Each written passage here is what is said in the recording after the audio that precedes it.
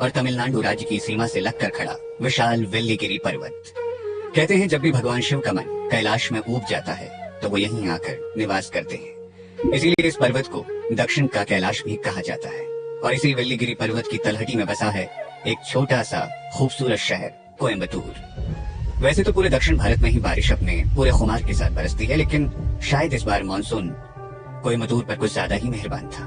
पिछले कुछ दिनों से यहाँ लगातार होती बारिश रुकने का नाम ही नहीं ले रही थी। बरसात की ऐसी ही एक रात में अचानक आसमान में तूफानी हवाओं के साथ तेज बिजलियां कड़कने लगी, जिसे देखकर सड़क पर चलते इक्के दुक्के लोग भी डरकर आसपास के घरों के अहाते में जा छिपे। ऐसा लगने लगा मानो दिल दहला देने वाली ये बिजलियां किसी खास मकसद से कोयम्बटूर शहर पर कड़क रही है। मौसम में अचानक आए इस बदलाव को लेकर आसपास के लोग आपस में बातें कर ही रहे थे कि तभी अचानक किसी ने चिल्लाते हुए कहा, अरे देखो, बरगद के पेड़ पर 5 मुंह वाला नाग लिपटा है। उस आदमी की बात सुनकर वहां मौजूद सभी लोग चौंक गए। तभी भीड़ में से किसी दूसरे आदमी ने हंसते हुए कहा, अरे भाइयों, लगता है आज इसने फिर से चढ़ा रखी है। आज के जमाने में एक मुंह वाला नाग दिखाई नहीं देता और इसे 5 मुंह वाला नाग दिखाई दे रहा है।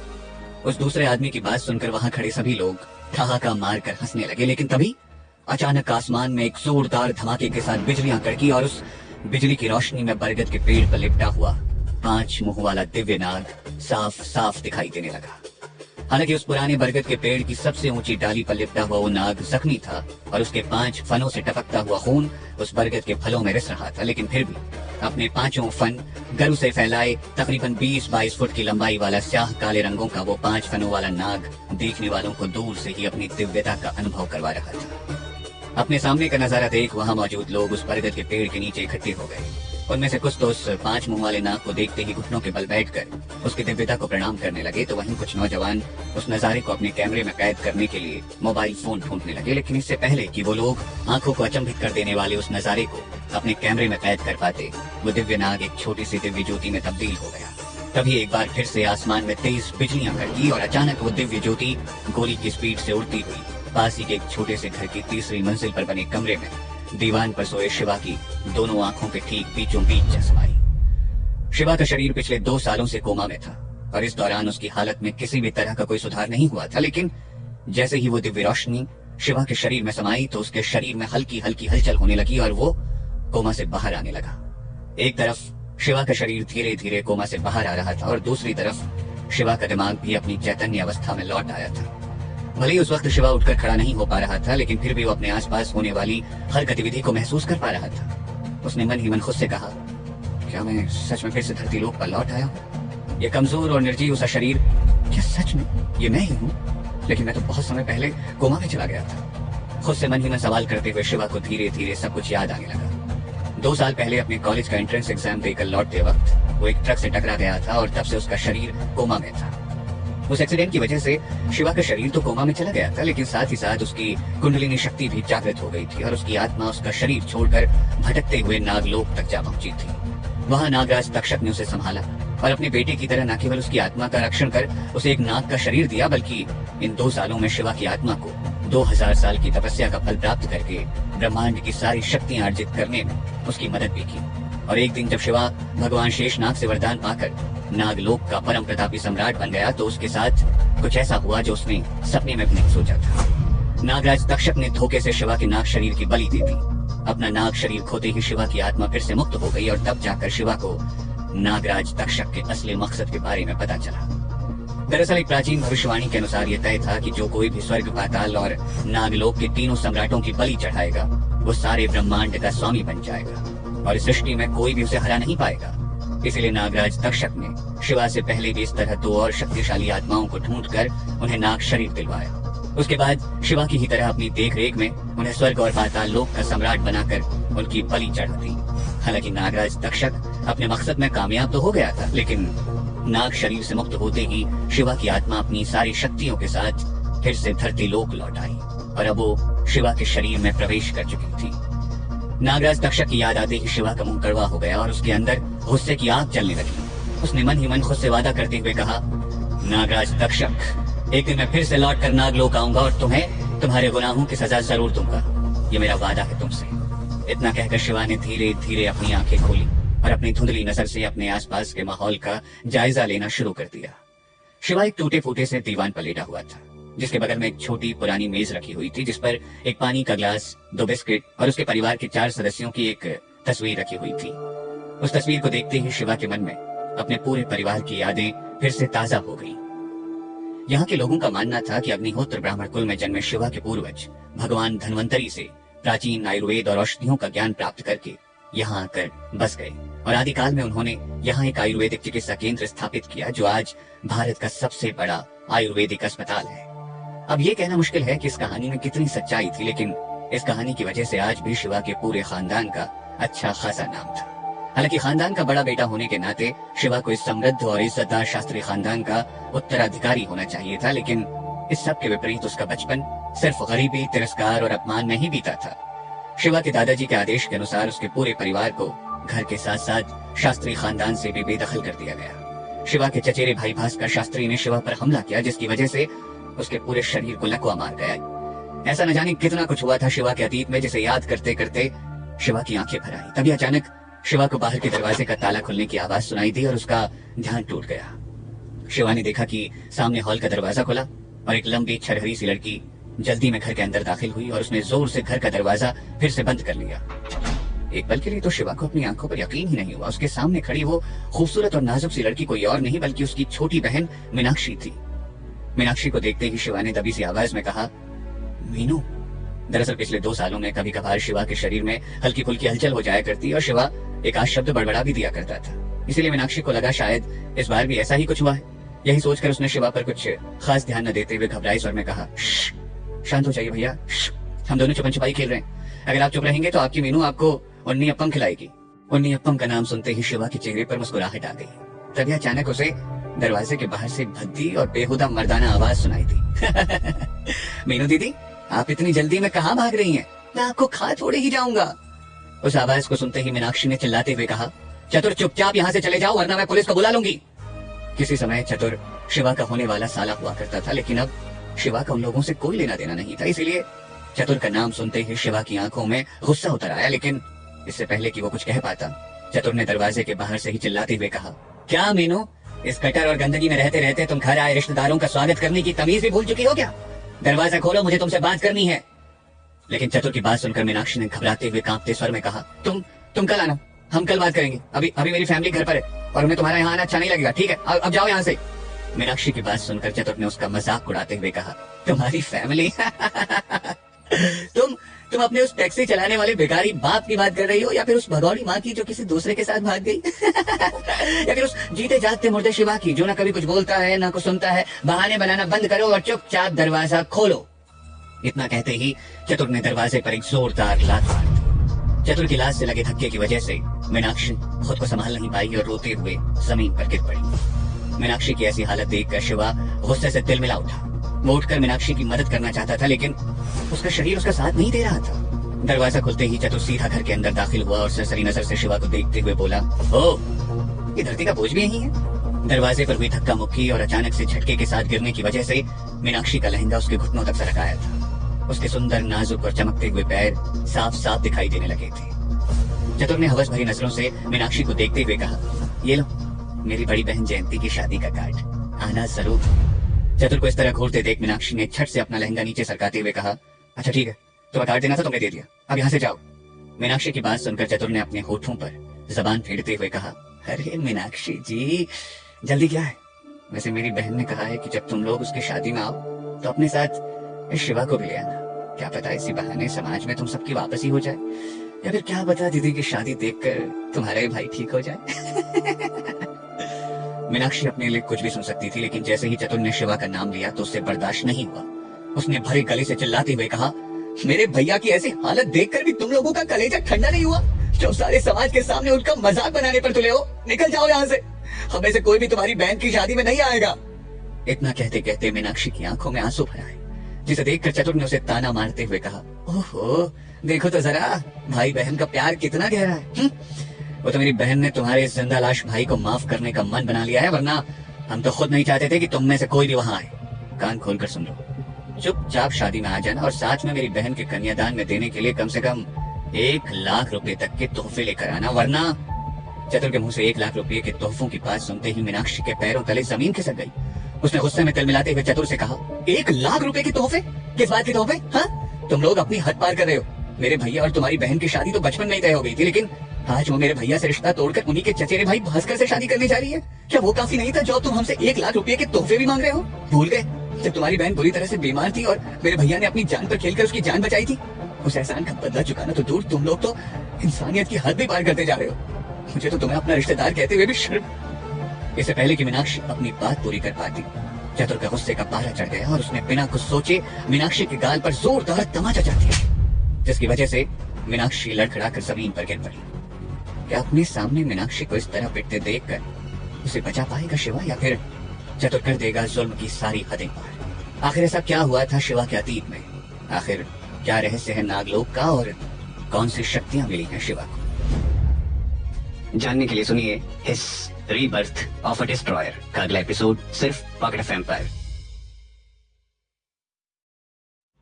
चतुर के मुंह से 1 लाख रुपए के तोहफे वाली बात सुनते ही मीनाक्षी के पैरों तले जमीन खिसक गई।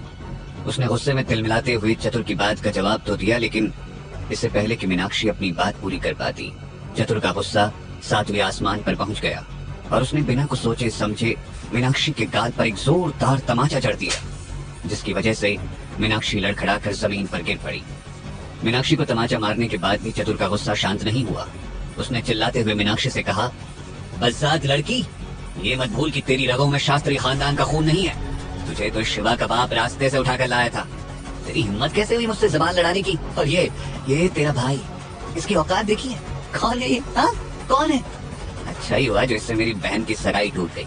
इससे सगाई तो क्या, कोई भी रिश्ता रखना मेरी बहन के लिए किसी बेइज्जती से कम नहीं होता। और रही बात 1 लाख रुपए के तोहफों की, तो ये तोहफे देकर तुम लोग हम पर कोई एहसान नहीं करने वाले। ये सिर्फ कीमत है तुम्हें माफ करने की और फिर से तुम्हें हमारे समाज का हिस्सा बनाने की, समझी? चतुर की दिल चीर देने वाली कड़वी बातें सुनकर मीनाक्षी अपना चेहरा छिपाते हुए फूट फूट कर रोने लगी। चतुर की बदतमीजी और मीनाक्षी की हालत देखकर शिवा का खून खौल उठा। वो अपने बिस्तर से उठा और उसने आगे बढ़कर चतुर पर हमला कर दिया, लेकिन 2 साल तक कोमा में रहने की वजह से अभी तक उसका शरीर अपनी आत्मा की शक्तियों को आत्मसात नहीं कर पाया था, इसीलिए वो लड़खड़ाने लगा। शिवा को खुद पर हमला करने के लिए आगे बढ़ते हुए देख चतुर ने चिल्लाते हुए कहा, हरामखोर, ठीक से खड़े होने की औकात नहीं है और चला है मुझ पर हाथ उठाने। रुक, तुझे मैं अभी मजा चखाता हूँ। इतना कहकर चतुर ने शिवा को लात मारकर गिरा दिया। शिवा को जमीन पर पड़ा देख मीनाक्षी दौड़ते हुए शिवा के सामने ढाल बनकर खड़ी हो गई। उसने चतुर के सामने अपने दोनों हाथ जोड़े और घुटनों के बल बैठकर मिन्नतें करते हुए कहा, मत मारो मेरे भैया को, मैं तुम्हारे आगे हाथ जोड़ती हूँ, मत मारो प्लीज। बचपन से ही शिवा ने मीनाक्षी की ढाल बनकर उसे संभाला था, हर दुख तकलीफ में उसे बचाया था, लेकिन आज मीनाक्षी की बारी थी शिवा को बचाने की।